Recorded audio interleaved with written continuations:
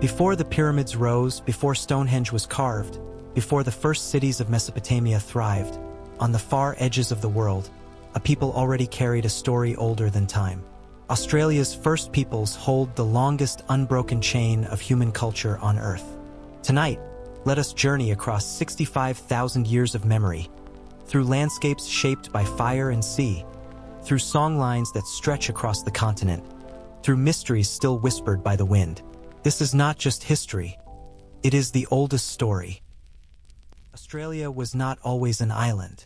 During the last ice age, sea levels were much lower, and the landmass of Australia was joined with New Guinea and Tasmania into a single vast supercontinent, Sahul. Its coastlines stretched farther than today, and where the seas now roll between islands, dry plains once linked them. It was into this land that the first humans arrived, among the earliest great migrations of our species out of Africa. They came not in a single wave, but in journeys repeated over generations, guided by the stars, the tides, and the promise of survival. Archaeological evidence suggests that humans reached northern Australia around 65,000 years ago, perhaps even earlier. This makes the first peoples of Australia the oldest continuous culture on Earth. The story begins with these first footsteps, steps that echo through deep time, preserved in memory, myth, and landscape. Imagine the courage it must have taken to leave the safety of known lands and paddle into open water, not knowing what lay beyond the horizon. These first voyagers would have needed not only physical skill but also knowledge of winds, currents, and the movement of the stars. The seas between Southeast Asia and Sahul were never narrow. Even at the lowest sea levels, crossings of up to 100 kilometers were necessary. This means that the first peoples did not arrive by accident. They came with intent, with organization, and with seafaring skill that is often underestimated. Some researchers believe they used rafts woven from bamboo or canoes carved from tree trunks. Others suggest large groups may have traveled together, carrying with them tools, fire, and seeds of memory. These journeys hint at something remarkable, that even in this deep past, humans were explorers, dreamers who imagined a home beyond the horizon. One of the most important places where this story can still be touched is Madjedbebe, a rock shelter in Arnhem Land, in northern Australia. Here, archaeologists have uncovered stone tools, grinding stones, ochre used for painting, and fragments of human occupation dating back at least 65,000 years. When the soil was sifted, tiny grains of sand revealed the earliest known human presence in Australia. Think of what that means. When the Nile Valley was still wild grassland, when glaciers covered much of Europe, people were already painting, cooking, and telling stories here. Madjedbebe is not simply a site of stone.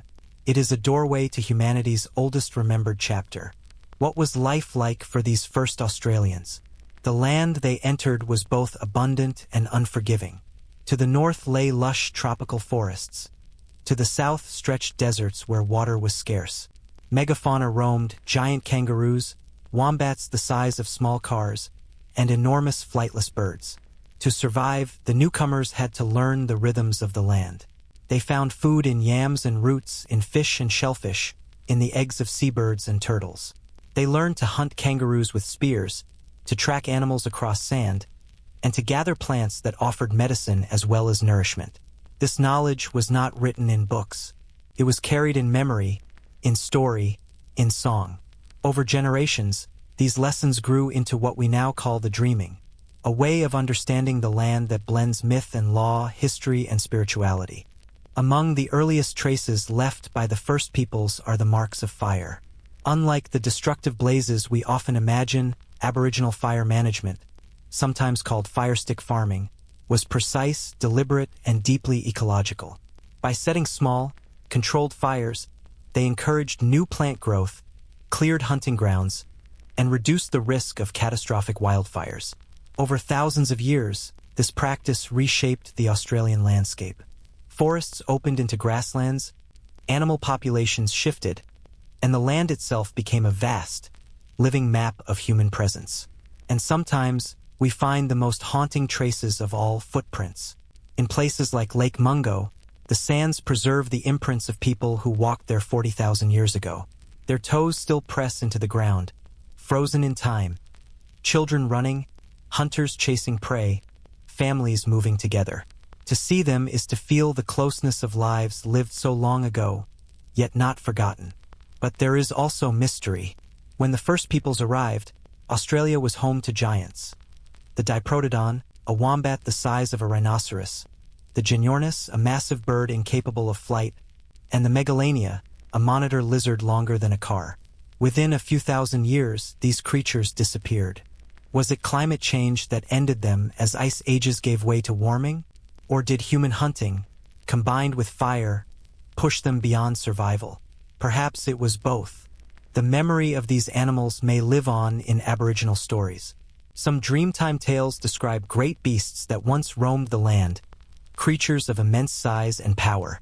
Were these simply myths, or echoes of encounters with the last of the megafauna? In this oldest story, myth and memory are never far apart.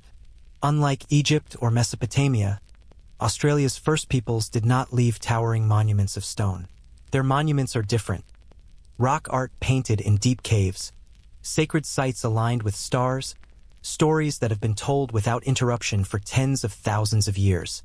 Archaeology gives us fragments, tools, shelters, bones. But the people themselves carried something far more powerful: continuity. Their story is not of a civilization that rose and fell, but of a culture that endured, adapting through ice ages, rising seas, and changing landscapes, yet never losing its essence. This makes Australia's first peoples not only among the first explorers but also the greatest survivors in human history. When we hear the word Dreamtime, or dreaming, it is easy to imagine something like a myth, a distant story told to explain the past. But for the first peoples of Australia, dreaming is not simply the past. It is past, present, and future woven together. It is a way of understanding existence itself, how the land was created, how people came to be, and how every rock, tree, and river holds meaning. The dreaming is law, it is geography, it is ancestry. It does not end. It continues. In English, we often search for the right word: mythology, cosmology, spirituality. But none of these alone truly capture what dreaming is. It is best understood as an eternal fabric in which every being, every place, every moment is a thread. In the dreaming, great ancestral beings moved across the land in the time before time. They sang rivers into existence, carved mountains with their journeys, and left behind the forms of hills, billabongs, and sacred stones.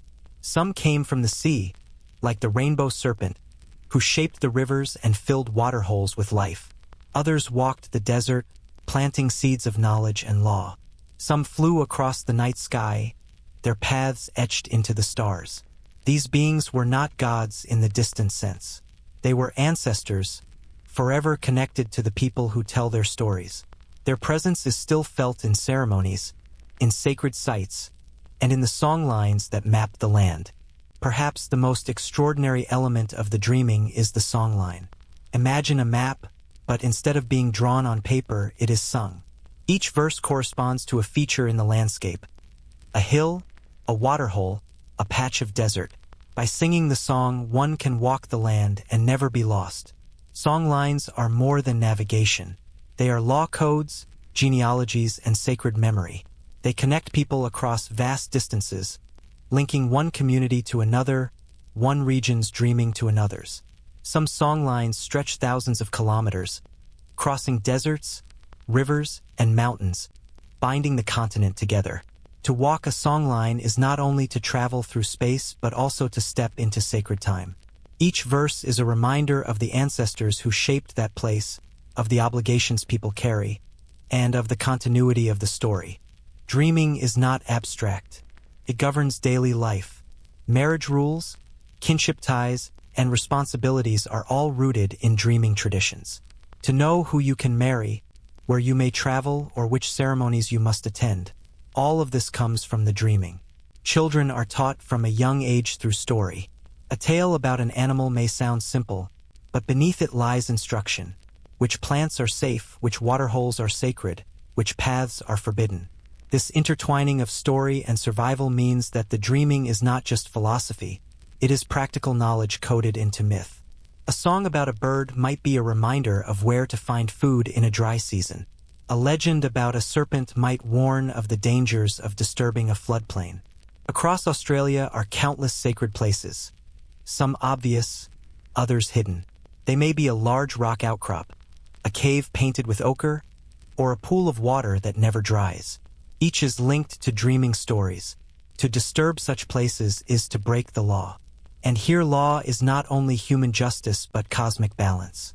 To act against it is to upset the harmony between people, land, and ancestors. Even today, custodians protect these places with care. They are not ruins of the past. They are living centers of meaning. The dreaming ensures that the land itself is never just background. It is always active, always sacred. Perhaps one of the greatest mysteries of the dreaming is its age. Some stories describe events that align with scientific discoveries of deep time. For example, along Australia's coastlines, oral traditions recall times when the sea was lower and land extended farther. Some stories speak of land bridges, of rivers that flowed where now there is ocean. Science tells us sea levels rose about 7,000 to 10,000 years ago, drowning those coasts. Yet the stories remember. This means that the dreaming may carry human memory across tens of millennia, memory older than the pyramids, older than the first cuneiform tablets, older than any written word. The dreaming is not only beneath the feet, it is above in the stars. Aboriginal astronomy is among the oldest in the world. The Milky Way is not simply stars but a canvas of stories. In the southern skies, one can see the emu in the sky, not made from stars, but from the dark spaces between them. Its shape stretches across the Milky Way, a reminder of the emu bird, sacred in many traditions. When the emu appears in a certain position, it signals the right time to gather eggs. The sky becomes a calendar, law book, and story all at once. Other traditions tell of eclipses as encounters between celestial beings, of comets as omens, of the moon as a man who died and was reborn. In every case, the stars are not cold points of light but living reminders of the dreaming. Unlike Western histories that separate past, present, and future, the dreaming holds all three together. When a songline is sung, the ancestor who first walked that path is not only remembered but present again. When a ceremony is performed, creation is renewed. This is why dreaming is often described as eternal. It is not history that happened long ago. It is history that is always happening. For those of us used to measuring time in years, dates, and centuries, this can be difficult to grasp. But for the first peoples, it is as natural as breathing. The land is not simply old. It is alive with time. Even today, the dreaming is central to Aboriginal identity. Despite the disruptions of colonization, despite the silencing of languages and ceremonies, the dreaming endures. Songlines are still sung, ceremonies still performed, children still taught through story. The dreaming's endurance is one of the greatest achievements of human culture. For 65,000 years, its threads have never been broken. The ancestors are still here, not in museums or ruins, but in living memory and daily practice. When Europeans first encountered Aboriginal burning practices, they often misunderstood them. To them, fire was a danger, something to extinguish or contain. Yet for Australia's first peoples, fire was an instrument of renewal. Through carefully timed burns, sometimes called firestick farming, they created a mosaic of habitats. By burning patches of land at different times, they encouraged new plant growth, lured animals into the open, and reduced the fuel that could feed devastating wildfires. What may have looked to outsiders like wilderness untouched was, in fact, a carefully managed environment, shaped by thousands of years of skill and knowledge. Modern ecologists now recognize what Aboriginal people have always known. Fire can be used to heal the land. Controlled burns clear away undergrowth, recycle nutrients, and encourage the growth of edible plants. Grasses that attract kangaroos and wallabies thrive after fire. Yam fields renew themselves. Seeds sprout in the ash. Fire is not destruction but transformation. This knowledge was not written down in books. It was sung in songlines, remembered in dreaming stories, and practiced in daily life. Each clan, each region had its own burning traditions, passed on with care. Fire was knowledge, and knowledge was survival. For Aboriginal people, fire was also a way of reading the land. Different types of smoke signaled different conditions: the time to hunt, the time to gather, the time to travel. By watching how fire moved across the landscape, people could read the moisture of the soil, the health of plants, and the behavior of animals. Fire became a calendar, marking the seasons not in months but in cycles of growth and renewal. In the north, burns were set during the early dry season, when fires would creep slowly across the ground, leaving the canopy intact. In the deserts, fire cleared spinifex grass to open up paths for travel. In the south, careful burning prevented forests from becoming tinderboxes. Everywhere, the practice was precise, deliberate, and rooted in a deep understanding of place. The effects of this burning shaped the continent itself. Scientists now believe that much of Australia's open grassland, once thought to be natural, was actually created and maintained by Aboriginal fire practices. By reducing dense undergrowth and encouraging certain plant species, Aboriginal burning transformed ecosystems. Animals like kangaroos flourished in the open spaces, while fire-resistant plants adapted to the cycle. Over tens of thousands of years, the land became a living map of fire and renewal. This was not accidental. It was intentional design, a form of environmental engineering long before the term existed. Fire was also central to hunting. A small, controlled blaze would drive kangaroos into waiting spears or nets. Smoke would flush out birds. Burning the grass would reveal burrows where goannas and other reptiles hid. But always there was balance. Fire was used to sustain, never to exhaust. A patch might be burned 1 year, then left to rest for several years before fire returned. In this way, the land was never depleted. The relationship between people, fire, and animals was not one of domination but reciprocity. Fire fed the land fed the people, and the people kept the cycle alive. As with every aspect of life, fire was also woven into the dreaming. Stories tell of ancestral beings who carried fire, who taught its use, and who punished those who misused it. In some traditions, the first fire was stolen from the sun or from a bird. In others, it was a gift from a spirit ancestor. These stories were not simply myths. They were moral lessons. Fire had power, and with power came responsibility. Ceremonial fires remain central even today. In corroborees, in initiations, in gatherings where song and dance renew the connection between people and ancestors. Fire is not only practical, it is sacred. Archaeological and ecological evidence suggests that the introduction of widespread burning by Aboriginal people may have contributed to the disappearance of Australia's megafauna. As grasslands expanded and forests shrank, the habitats of giant marsupials may have dwindled. Some scientists argue that human fire, combined with hunting and climate shifts, played a role in reshaping the continent's animal life. Yet Aboriginal traditions remember these changes not as loss alone, but as part of the great cycle of dreaming. Creatures too large for the new land gave way to those that thrived in the burned mosaic. The balance shifted, but the story continued. When Europeans colonized Australia, they disrupted these ancient fire practices. They suppressed burning, believing it to be wasteful or dangerous. Without small, regular fires, undergrowth built up. When flames finally came, they were catastrophic. The great bushfires that sweep across Australia today are not only natural disasters but also the legacy of forgetting. Where once fire was gentle, guided by knowledge, now it is fierce and uncontrolled. In recent decades, however, Aboriginal fire practices have been rediscovered and respected once more. Land managers now collaborate with Indigenous custodians to revive controlled burning, a return to knowledge that kept the land balanced for tens of millennia. Even in the face of disruption, Aboriginal fire knowledge never vanished. In many communities, elders kept the practices alive, teaching them in secret or passing them on through story.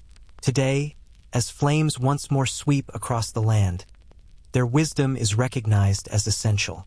Controlled burning reduces destruction, restores ecosystems, and honors a continuity stretching back to the first footsteps on Sahul. When smoke curls gently across the horizon, it is not always a sign of danger.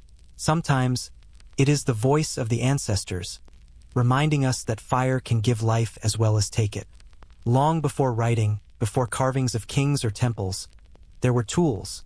Simple flakes of stone chipped to make sharp edges, grinding stones worn smooth with use.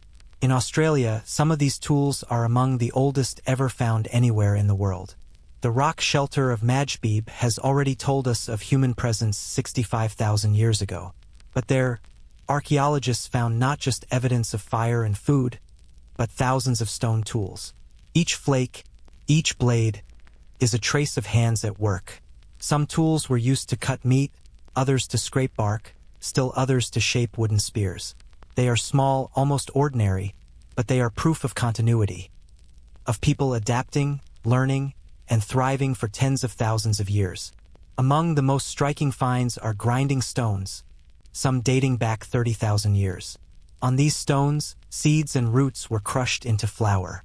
This is among the earliest evidence of seed grinding in the world, long before agriculture as we know it began in Mesopotamia. Was this farming?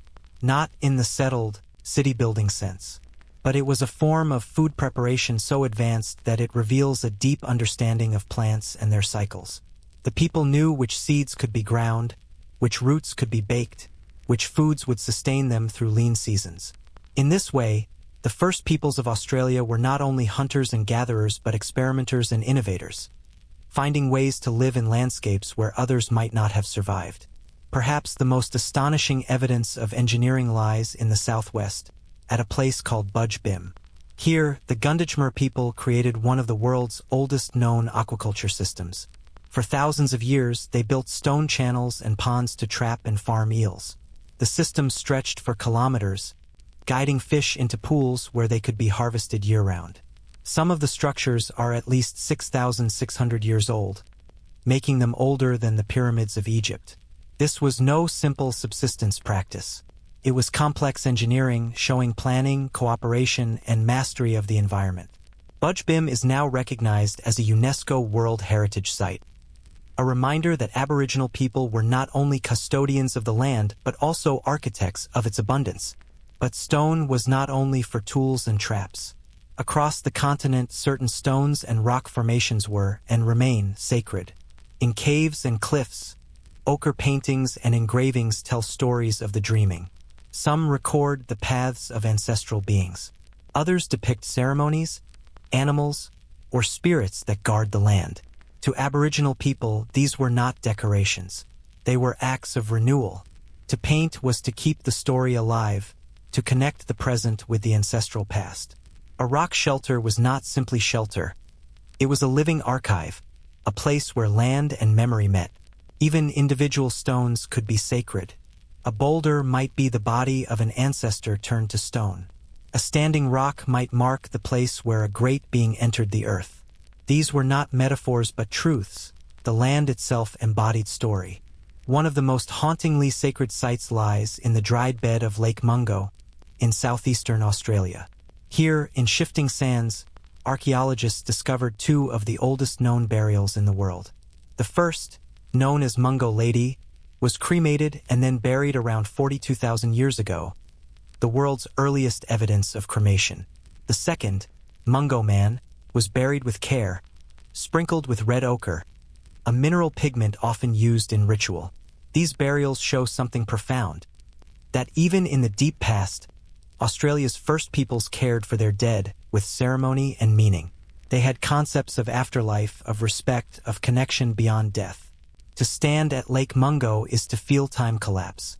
The dunes carry footprints of families walking together 20,000 years ago, while beneath the surface lie the remains of ceremonies older than most of the world's civilizations. Ochre, the red and yellow earth pigment, appears again and again across sacred sites. It was mined from the ground, traded across vast distances, and used in painting, burial, and ceremony. For Aboriginal people, ochre is more than color. It is blood of the earth, essence of the ancestors. To place it on the body is to cloak oneself in sacred power. To scatter it in burial is to return the dead to the land. Some ochre quarries, like Wilgimia in Western Australia, have been used for over 30,000 years. making them among the oldest continuously used mines on Earth. The ochre taken from these places traveled hundreds of kilometers, a sign of both its sacredness and its role in trade. Stone tools, sacred boulders, ochre quarries, fish traps. All of these remind us that in Aboriginal culture, stone is not dead matter. It is living teacher. Each flake carries the memory of its maker. Each sacred site carries the breath of its ancestors. Each quarry is a place where story, labor, and spirit meet. Unlike the towering ruins of other civilizations, these are subtler, quieter traces. But they endure longer. A pyramid crumbles. A story painted in ochre can still be seen 20,000 years later. Some of the most mysterious sacred sites are found in the rock art of Northern Australia, particularly the Gwian paintings, also called the Bradshaw paintings. These elegant figures, with flowing garments and delicate detail, date back at least 12,000 years, possibly much older. Their style is so distinct that some have speculated about their origin. Were they the work of a lost people? Or are they simply one expression of the vast diversity of Aboriginal art? For Aboriginal custodians, the answer is simple. They are part of the dreaming, part of the ancestral story of the land. To question their origin is to miss the point. They are living art, not relics. And yet, to outside eyes, they remain a mystery, a glimpse into a world of meaning we can sense but never fully grasp. For many cultures of the world, constellations are formed by joining bright stars into pictures. But in Australia, the first peoples also saw the spaces in between, the dark rivers of dust and shadow in the Milky Way. Among the most famous is the emu in the sky. Not made of stars but of darkness, its long body stretches across the Milky Way, its head formed by the dark Coalsack Nebula near the Southern Cross. To see the emu is to be reminded of the bird on the ground, sacred in many traditions, a source of food, feathers, and ceremony. When the emu in the sky appears in certain positions, it signals the time to collect emu eggs. The heavens become both calendar and guide. The night sky is a clock that never fails. By watching the rising and setting of stars, Aboriginal people knew when seasons shifted, when rains were due, when animals would migrate. In the Yolngu traditions of Arnhem Land, the appearance of particular stars marks the time to harvest certain foods or to hold ceremonies. In the deserts, the Pleiades star cluster, known as the Seven Sisters, tells stories of pursuit and kinship, but also signals changes in the weather. The moon, too, was closely observed. Its waxing and waning guided fishing and gathering. Its eclipses were seen as moments of danger or renewal, when cosmic beings interacted with one another. Thus, the sky was not distant. It was woven into the fabric of daily life, binding people to the rhythms of the earth below.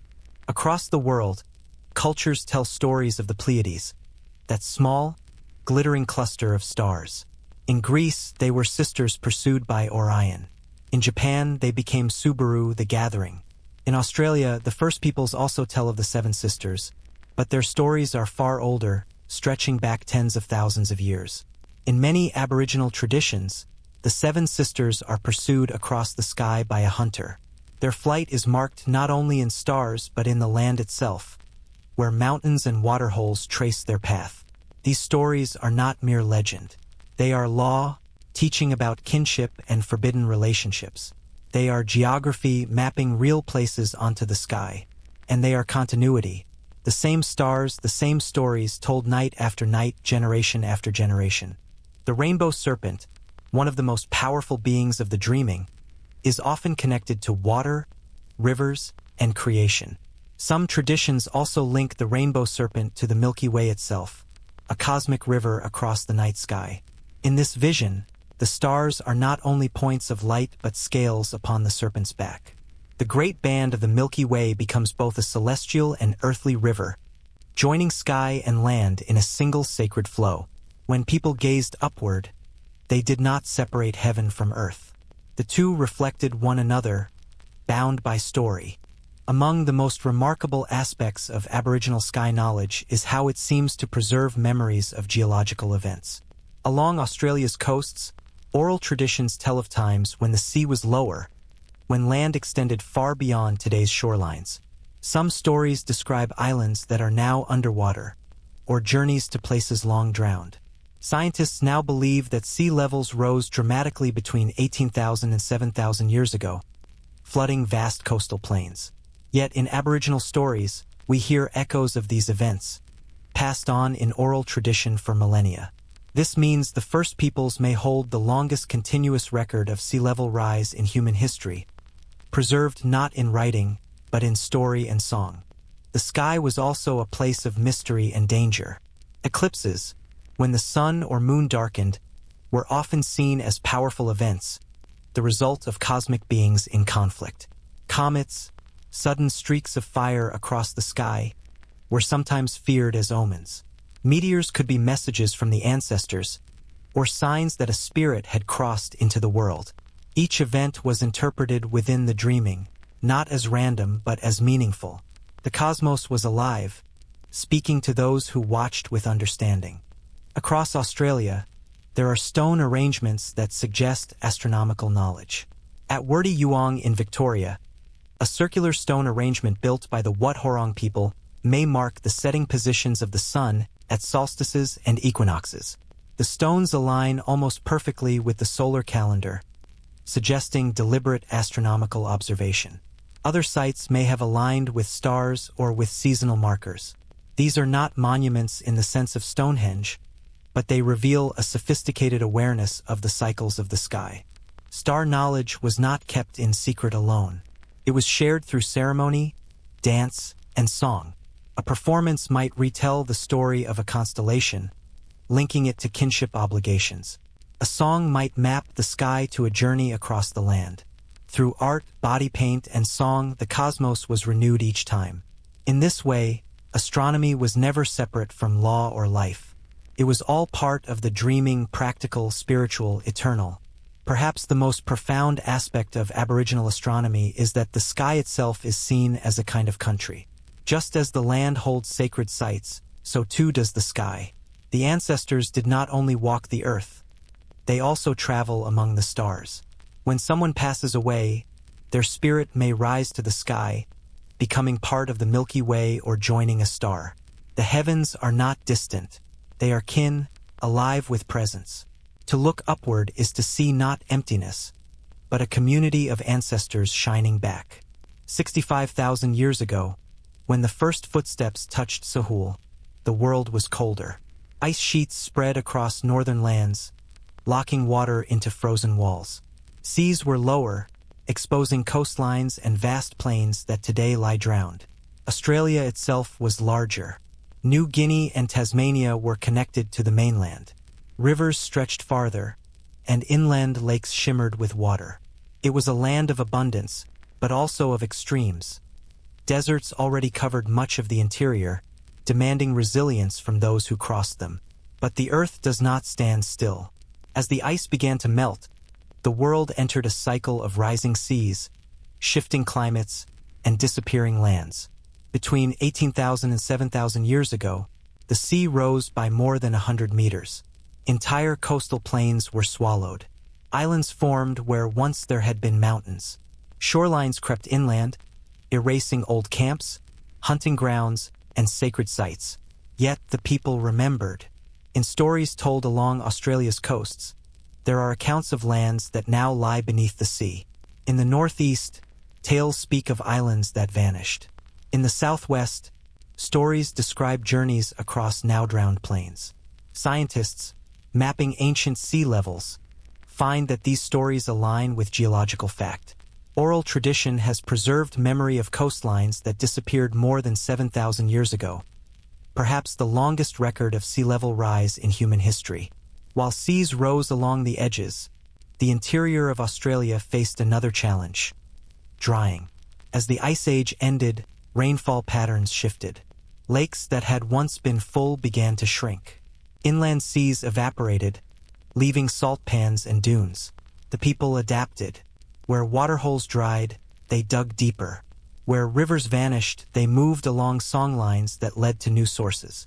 Knowledge of water became sacred, embedded in dreaming stories that taught where to find springs, how to share them, and when to travel. Survival depended not on chance but on memory. memory carried in song, law, and ritual. In earlier chapters, we spoke of the great creatures that once roamed the land. Giant wombats, towering birds, enormous reptiles. By around 40,000 years ago, these megafauna were gone.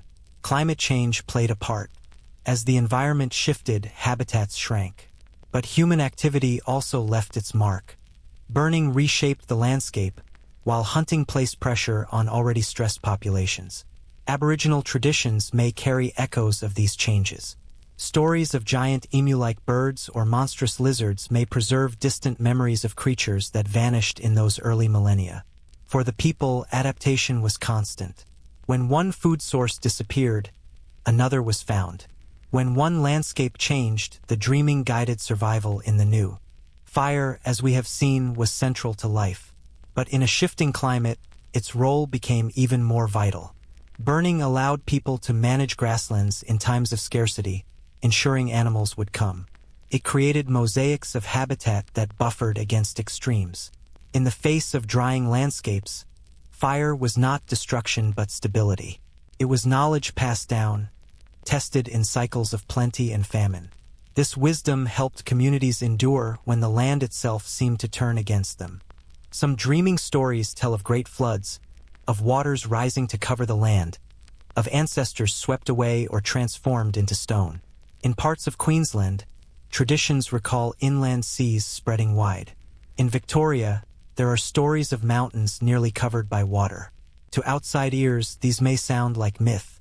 Yet scientists have shown that sudden floods did occur as ice dams broke or rivers changed course.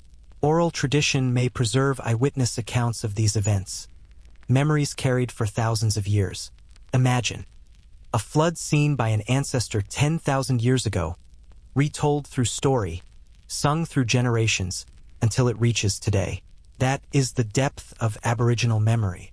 Australia's climates vary wildly.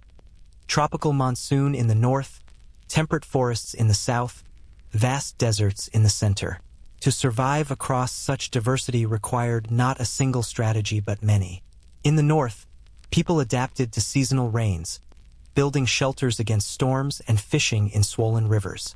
In the deserts, mobility was key, moving between waterholes carrying knowledge of scarce resources.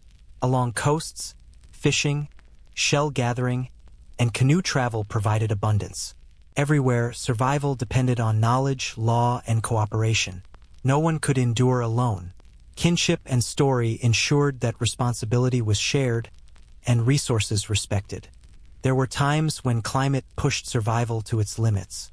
Droughts could last not months, but decades. In such times, songlines were lifelines, guiding people to distant waterholes and trade with neighbors. Ceremonies reinforced obligations: who could take what, when, and how much. To break these rules was not only a social offense but a danger to survival itself. The dreaming ensured that even in scarcity, balance was maintained. What allowed the first peoples to endure was not technology in the modern sense, but knowledge. They did not build dams or cities, but they carried maps in their songs. They did not store grain in silos, but they stored memory in law and ritual. This knowledge was cumulative, tested by generations, adapted as the land changed. It was knowledge of stars and seasons, of plants and animals, of where water could be found when none seemed present. And because it was woven into ceremony and spirituality, it could not be forgotten. It was sacred, and sacred things endure. When we consider the rise and fall of civilizations, Egypt, Mesopotamia, Rome, and countless others, we see cycles of creation and collapse. But the story of Australia's first peoples is different. It is not a tale of rise and fall, but of continuity. For 65,000 years, through ice ages, rising seas, and endless droughts, they adapted. Their culture did not vanish. Their stories did not break. Their law did not collapse. They are, in the truest sense, the oldest continuous culture on Earth, not because the land stayed the same, but because they endured its every change. Art is more than decoration. It is memory, law, and connection. In Aboriginal culture, painting was, and remains, a way of renewing the dreaming, of placing story into the very skin of the earth. The earliest evidence of this expression lies in fragments of ochre found at Madjedbebe, dating back at least 60,000 years. People were not only surviving, they were creating. They were grinding pigment, mixing colors, marking surfaces. This makes the first peoples of Australia among the world's first artists, carrying creativity as essential to life as food or fire. In the Kakadu region of northern Australia, cliffs and rock shelters are covered with paintings spanning thousands of years. Some are fresh, painted in recent centuries. Others date back 20,000 years or more. The paintings show kangaroos and fish, turtles and crocodiles, spirits and ancestors. They layer upon one another, newer works painted over the old, a living record that grows with each generation. Here, art is not frozen in time. It is renewed. Each repainting keeps the story alive, weaving present into past. In the Kimberley region of Western Australia, another tradition appears, the Wandjina figures. Painted in white ochre with dark eyes and halos, the Wandjina are powerful ancestral beings associated with rain, clouds, and fertility. Their images are striking, human-like but otherworldly, gazing out from the stone with a calm yet commanding presence. For the Aboriginal custodians of the Kimberley, these are not relics. The Wandjina are living spirits.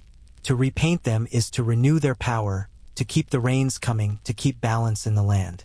Unlike art meant for museums, these works are part of ceremony, part of life. They are sacred, and to approach them is to step into a relationship with the beings they depict. Perhaps the most mysterious of Australia's rock art traditions are the Gwayan, sometimes called the Bradshaw paintings. These delicate figures, painted in fine detail, show people in flowing garments, adorned with tassels, headdresses, and sashes. Some seem to dance, others to hunt. Their style is unlike later paintings, elegant and refined, suggesting rituals and stories now partly forgotten. Dating the Gwayan is difficult, but some may be over 12,000 years old. A few researchers argue for even greater antiquity. Their origin has sparked debate. Some early explorers speculated they were the work of a lost race. Aboriginal custodians, however, are clear. The Gwayan are part of their dreaming, painted by ancestral beings and renewed by tradition. To outsiders, they remain a mystery. To their custodians, they are continuity, another thread in the unbroken story of the land. Color in Aboriginal art carries deep symbolism.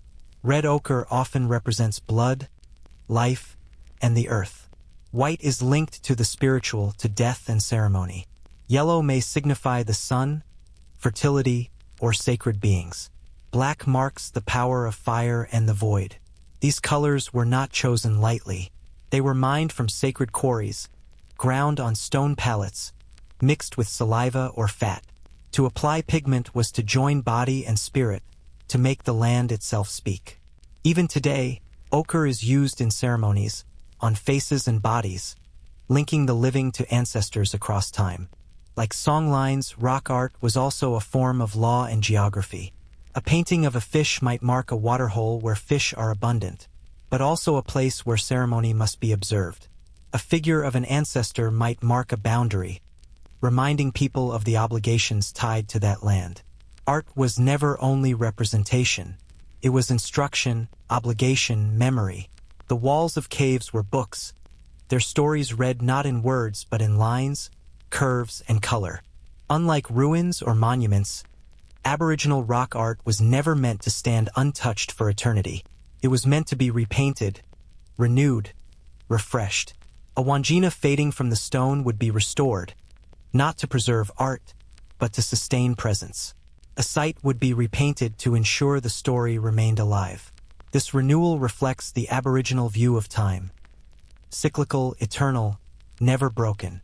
Just as ceremonies must be performed to renew creation, so too must art be repainted to renew memory. To the wider world, Australia's rock art offers a window into the earliest creativity of humankind. It is among the oldest continuous artistic traditions on Earth.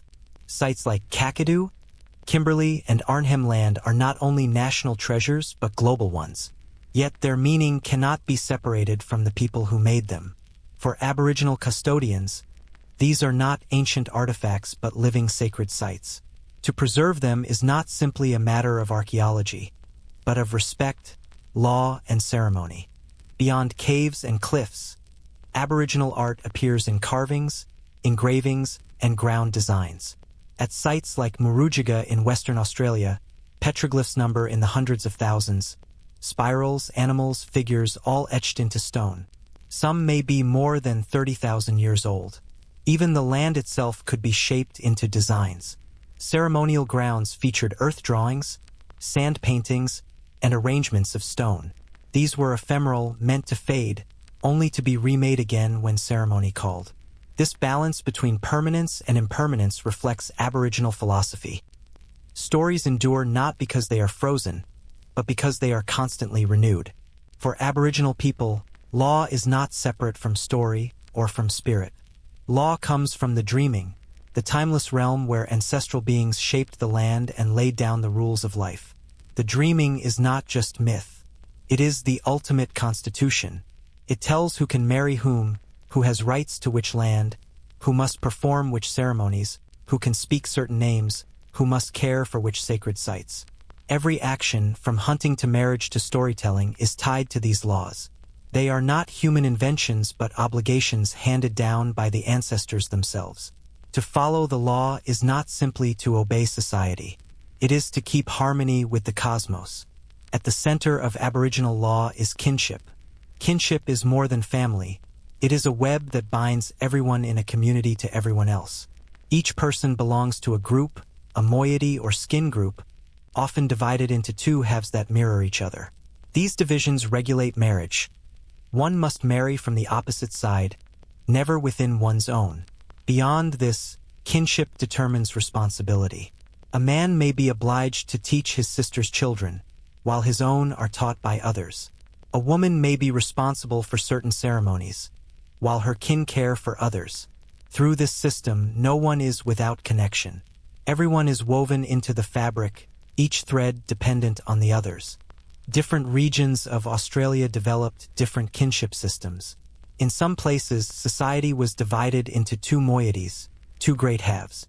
In others, there were 4 sections or even 8 skin names. These systems may sound complex, but they function with precision.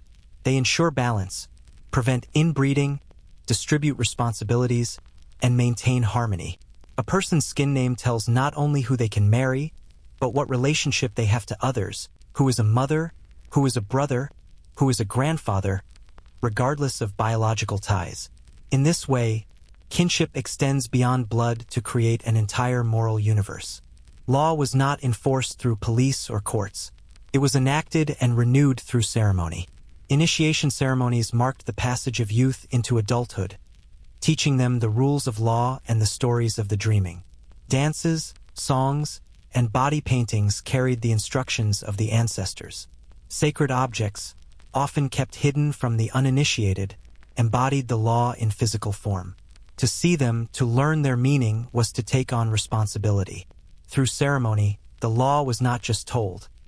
It was experienced, felt in the body, sung into the mind, carved into memory.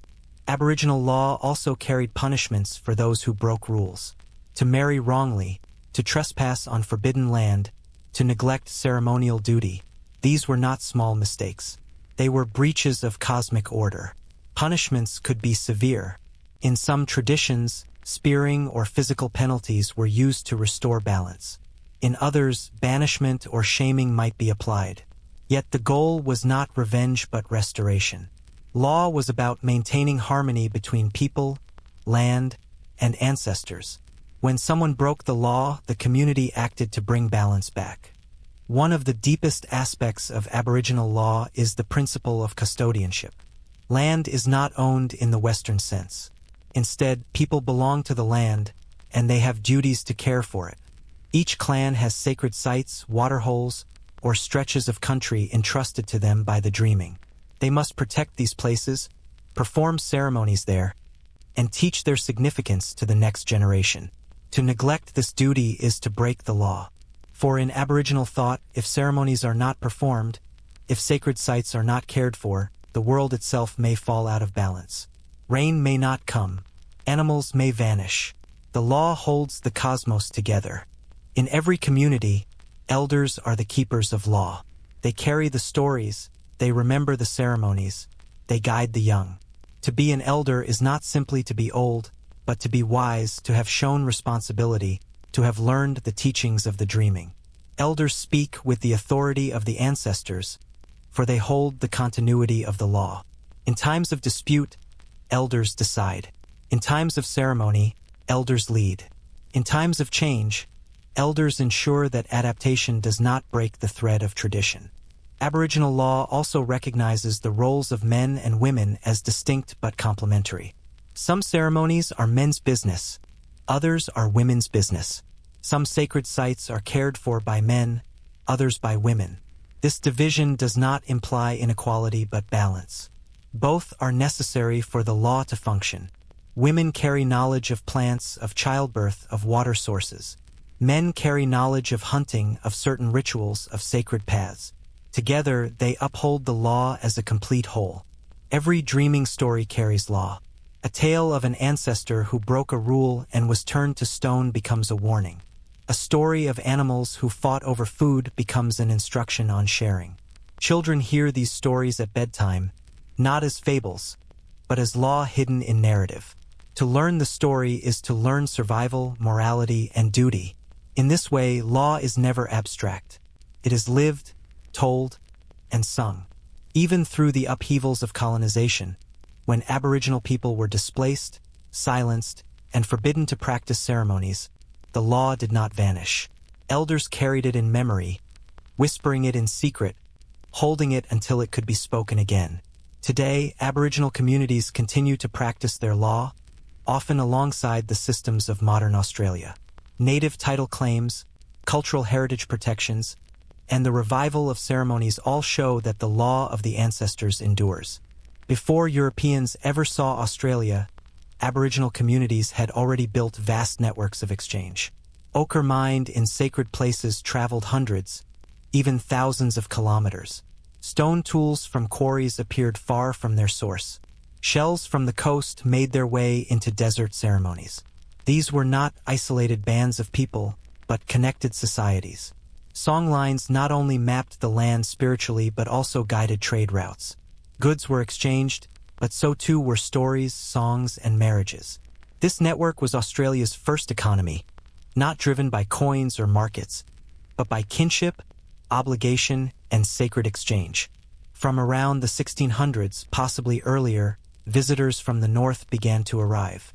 They came from Makassar, in what is now Indonesia, sailing south in wooden prows to harvest trepang, sea cucumber. Along the northern coasts of Arnhem Land, the Macassans brought metal tools, cloth, tobacco, and rice. In exchange, Aboriginal people provided labor, food, and knowledge of the sea. Some communities adopted new words from the Macassan language, and even today traces remain in Yolngu speech. This contact was not fleeting. It was seasonal, regular, and deeply influential. Aboriginal people built their own canoes modeled on Macassan designs. Stories of the Macassans entered the dreaming. Rock art in northern Australia even depicts prows with sails, testimony to this exchange. Unlike the violent invasions that came later, this relationship was one of trade and mutual influence. The Macassans came, harvested, and left, but they left behind memory. Could there have been others before the Macassans? Some scholars suggest the possibility of earlier contact with Austronesian sailors, or even with peoples from India or China. Evidence is fragmentary. Possible similarities in words, a few intriguing artifacts, even genetic hints. None are conclusive, yet the idea lingers. The seas between Australia and Asia were never barriers, but highways. It is not impossible that others crossed them before history recorded it. For Aboriginal traditions, outsiders sometimes appear in story. Figures who come from the sea, who bring strange goods or knowledge, who interact with ancestors. These may echo ancient encounters, or they may be metaphors. The line between myth and memory is often blurred. Among the Yolngu people of Arnhem Land are stories not only of the Macassans but of another group, the Baijini. The Baijini are described as fair-skinned, gentle people who came to harvest trepang before the Macassans. They planted crops, wove mats, and built stone structures along the shore. Some say they were Chinese, others suggest earlier Indonesian sailors. Archaeology has yet to prove their existence. And yet, the stories are detailed, carried through generations. Were the Baijini real visitors or mythic ancestors? Perhaps they were both, memory transformed into story, story transformed into law. The seas to the north were always alive with movement. For centuries, traders and sailors traveled between Indonesia, India, and China. Spices, cloth, and metals moved across these waters. Australia, lying just beyond, may well have been glimpsed or visited. Some rock art even depicts figures with distinctive hats or ships unlike those of Aboriginal design. While interpretation is uncertain, the possibility remains that contact came in many forms, some forgotten, some transformed into dreaming. Long before European coins, shells were wealth. Pearl shells from the Kimberley coast were highly prized in ceremonies, carved with designs and traded far inland. They were exchanged as symbols of marriage, alliance, and obligation. These shells may also have connected Aboriginal people to wider networks. In later centuries, they entered global trade, harvested by outsiders. But their sacred meaning remained. Even today, pearl shells are worn in ceremony, shimmering reminders of continuity. Historians now speak of the Indian Ocean world, a vast zone of trade and contact stretching from Africa to Indonesia, centuries before European arrival. Could Australia have been touched by its edge? Spices from the Moluccas reached Europe long before ships crossed the oceans. Cloth from India reached the islands of Southeast Asia. Stories traveled, too. Tales of great southern lands, of rich seas and strange animals. Perhaps Australia was not unknown, but only distant, its people glimpsed by passing sailors who left no written record. For Aboriginal people, the land was never isolated. They were already part of a world larger than the continent itself. Despite tantalizing hints, archaeology has found little firm evidence of early outsiders beyond the Mocassins. No foreign settlements, no permanent colonies, no written accounts until European times. Yet absence of evidence is not evidence of absence. Oral traditions tell of encounters. Rock art shows sails, and the seas themselves invite crossing. What we can say is this: if contact came, it did not replace or erase Aboriginal culture. It was absorbed, adapted, remembered. The law of the ancestors remained strong.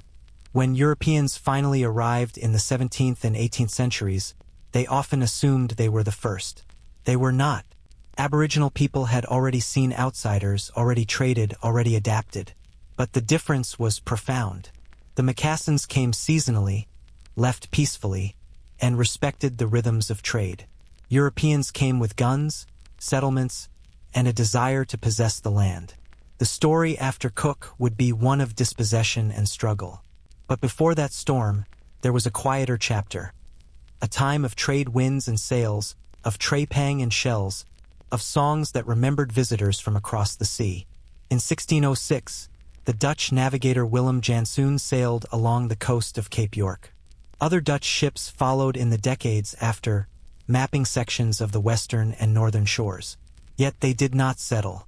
It was not until 1770, when Captain James Cook charted the eastern coast, that Britain laid claim to the land.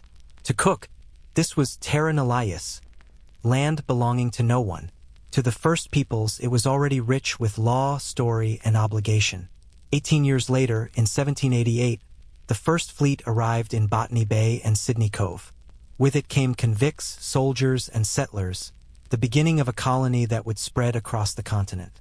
The arrival of Europeans brought more than new people. It brought new animals, plants, tools, and diseases. Sheep and cattle trampled sacred grounds. Fences cut across songlines. Forests were cleared for farms. But the deepest clash was not material. It was spiritual. The British concept of land ownership, surveyed, divided, bought, and sold, was utterly opposed to Aboriginal law, in which land could never be owned, only cared for.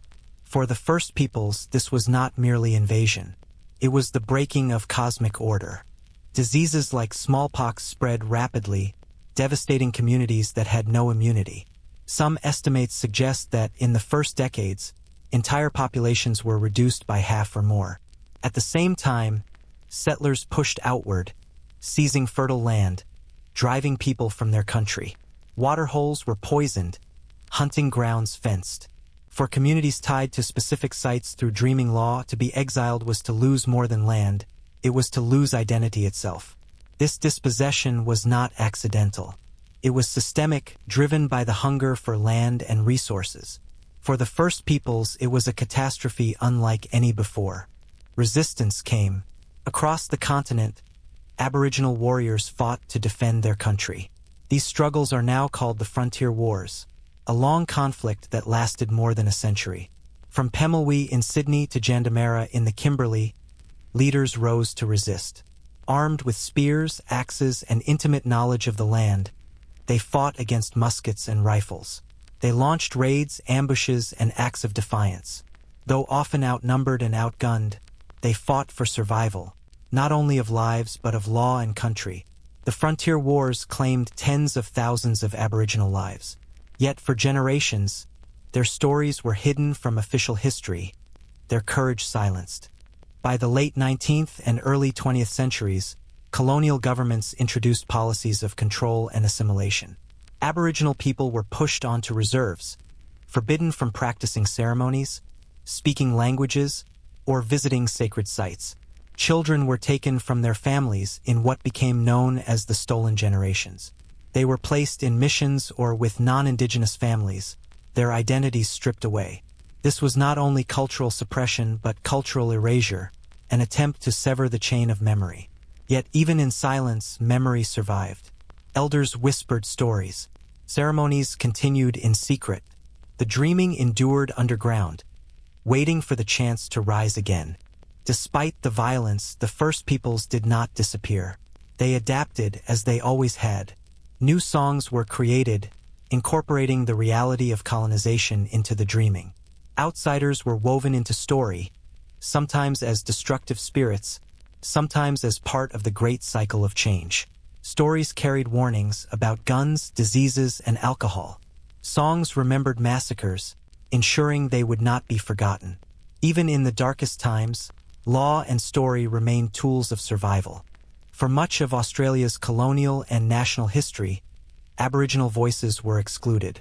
Their art was taken, their sacred sites desecrated, their existence marginalized. School books taught that the continent had been empty. The frontier wars were ignored.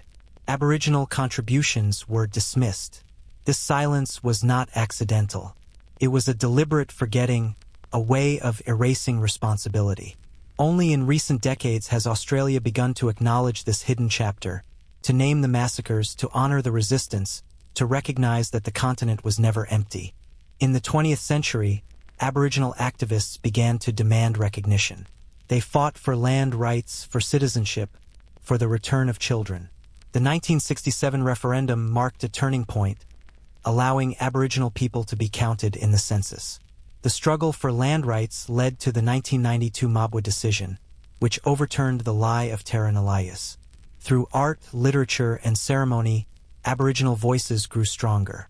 The law of the ancestors, though battered, was never broken. Even under colonization, the dreaming endured. It adapted, reshaping itself to include the memory of invasion. Taught survival in new ways. It reminded the people that the ancestors were still present, even in suffering. Today, many communities continue to sing, paint, and dance the dreaming. Sacred sites are cared for again. Languages are revived. The silence has been broken, but the story remains unbroken. One of the most extraordinary windows into deep time lies in the Willandra Lakes region of New South Wales, at the dried bed of Lake Mungo. Here, in 1968, archaeologists discovered the remains of Mungo Lady, a woman who lived more than 42,000 years ago. She had been cremated, her bones crushed and burned, then carefully buried. This is the earliest known cremation in the world, showing ritual and care beyond survival. Several years later, the remains of Mungo Man were found nearby. He, too, had been buried with ceremony. His body sprinkled with red ochre, pigment carried from over 200 kilometers away. These burials reveal not only the antiquity of human presence in Australia but the depth of its spirituality. The first peoples were honoring their dead with ritual tens of thousands of years before Stonehenge or the pyramids were built. Near Lake Mungo, another discovery adds an even more haunting touch. Footprints pressed into ancient clay, preserved for over 20,000 years. There are hundreds of prints, men, women, and children, walking, running, hunting. One set belongs to a man sprinting at remarkable speed, faster than most modern Olympic athletes could run barefoot in sand. These prints are not fossils of bones, but fossils of moments. They capture movement, urgency, and life. To see them is to feel the closeness of ancestors who once crossed the earth not as abstractions, but as families, hunters, and children at play. Beneath Australia's soil also lie the bones of giants, the megafauna that once roamed the continent. There was Diprotodon, the giant wombat-like creature weighing over 2 tons. Ginornis, the massive flightless bird. Megalania, a lizard longer than a car. And marsupial lions with crushing jaws.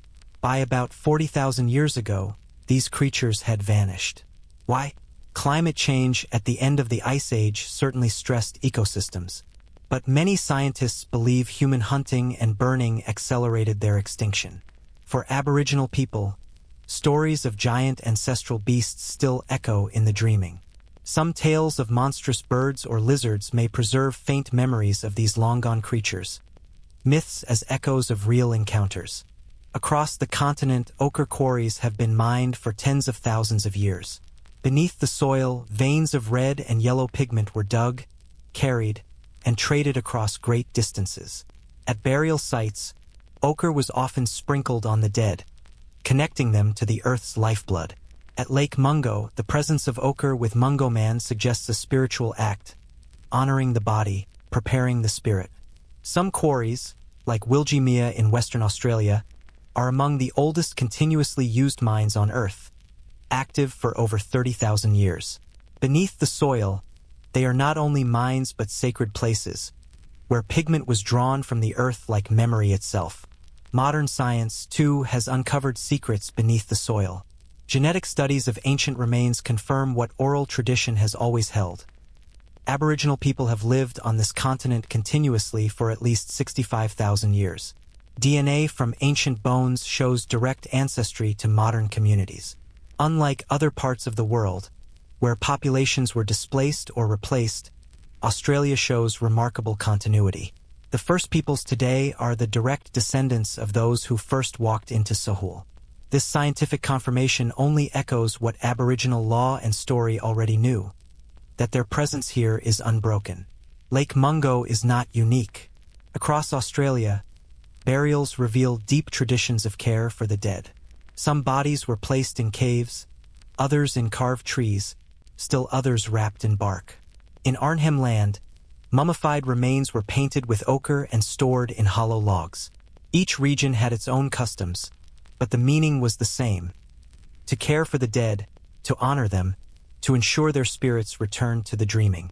These burials show that death was never the end. The ancestors remained part of the land, guiding, watching, teaching. Archaeology often seeks to explain the past, but in Australia, it frequently encounters mystery. Some rock shelters hold evidence of human presence older than once thought possible. At Madjedbebe, stone tools and grinding stones push the date of arrival back to at least 65,000 years. Other sites hint at even earlier settlement.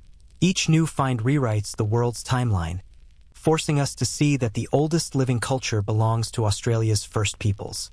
And yet, for Aboriginal communities, these are not surprises. They are confirmations of what they have always said, that they have been here since the beginning. For Aboriginal people, the remains beneath the soil are not simply data. They are ancestors. Excavating them without consent has caused deep pain, for it disturbs the law and the balance of the land. In recent decades, a new respect has emerged. Remains like those of Mungo Man have been returned to their communities, reburied with ceremony. Archaeology and tradition now work together more often, recognizing that the land holds both science and spirit. The soil is not merely ground. It is country, alive with memory. The stories carried by the soil, burials, footprints, ochre, bones, show not only the antiquity of Aboriginal culture but its endurance. For tens of thousands of years, through climate shifts and extinctions, the first peoples lived, died, and were honored here. To walk across the land is to walk above countless generations, each resting beneath, each still present in story and dreaming. When we speak of civilizations, we often think of pyramids, temples, or empires. Egypt, Mesopotamia, Rome all rose, all fell. But the first peoples of Australia represent something different. A culture that never collapsed, never disappeared, never surrendered its essence. It adapted, shifted, and transformed, but it did not break. Archaeology shows this continuity in stone tools, ochre mines, and burials. Oral tradition shows it in songlines that still recall events from 10,000 years ago. The dreaming shows it in ceremonies still performed today. This is why Australia's first peoples are recognized as the custodians of the world's oldest continuous culture. Even now, ceremonies are performed across the continent. Dances retell ancestral journeys. Songs retrace sacred paths. Children are taught their skin groups, their kinship responsibilities, their obligations to land. Each performance is not only memory but renewal. To sing the dreaming is to keep creation alive. To paint the Wandjina is to ensure the rain's return. To speak the language is to keep ancestors present. Continuity is not passive survival. It is active renewal generation after generation. Colonization silenced many Aboriginal languages, but today, efforts of revival are underway. Communities gather to record elders' speech, to teach children, to sing forgotten songs once more. Language is not only communication. It is law, identity, and spirituality. To lose it is to lose a piece of the dreaming. To revive it is to stitch memory back together. Each word spoken anew is a triumph of continuity, proof that the story never ended. From Uluru in the center to the cliffs of Kakadu, from the Kimberley to the coastlines of Arnhem Land, sacred sites are still alive. They are cared for, visited, and honored. Some are open to all, while others are restricted, protected by law and by community. These places remind us that the dreaming is not in the past. It is present, embodied in the land itself. To walk on country is to walk through story. To protect country is to protect memory. The rock art galleries of Kakadu and Kimberley are still repainted. Ochre is still applied. The Wandjina still gaze from stone walls. Aboriginal art, once dismissed as primitive, is now celebrated as one of the richest artistic traditions on Earth. From ancient hand stencils to modern dot paintings, the continuity of creativity flows without break. Art is not decoration. It is law, geography, and story. It remains the living bridge between ancestors and descendants. In recent decades, science has confirmed what Aboriginal people have always known, that their presence here is ancient and unbroken. DNA links modern communities to ancestors of 65,000 years ago. Oral traditions preserve memories of sea level rise. Archaeology uncovers burials older than any other outside Africa. Where once scholars doubted, now evidence affirms. The story that the first peoples carried in memory is now recognized as the greatest record of human continuity. The arrival of Europeans brought violence, dispossession, and attempts at erasure. Yet the dreaming endured underground. The stolen generations could not erase kinship. The banning of languages could not erase memory. The silencing of ceremonies could not erase law. Today, Aboriginal voices are heard again in literature, art, politics, and ceremony. The resilience of the first peoples is a testament not only to survival, but to continuity, the refusal to let the oldest story die. What does it mean for humanity that such a story exists? It reminds us that culture need not collapse, that survival is not only possible but enduring. It teaches that law, if woven into land and spirit, can outlast empires. It offers a vision of time not as rise and fall, but as cycle and renewal. It is a gift to the world, proof that human beings can live with the land, not against it, for tens of thousands of years. For the first peoples, the ancestors are not gone. They still walk in the dreaming. They still move in the stars, in the rivers, in the mountains. They still speak in ceremony, in story, in song. To live Aboriginal law is to live with ancestors present, always here, always guiding. The dreaming is eternal, and so the story is eternal. And so, across deserts and oceans, across fire and time, Australia's first peoples remind us that the human story is far deeper than history books often allow. Their story stretches back over 65,000 years, unbroken, unshaken, still alive in song, ceremony, and the land itself. If this journey through the world's oldest story has moved you, please like this video. It helps keep these stories alive. Don't forget to subscribe for more journeys into the hidden past. And tell us in the comments, which part of the first people's story fascinated you most? Was it the star maps, the sunken coastlines, or the painted ancestors on stone?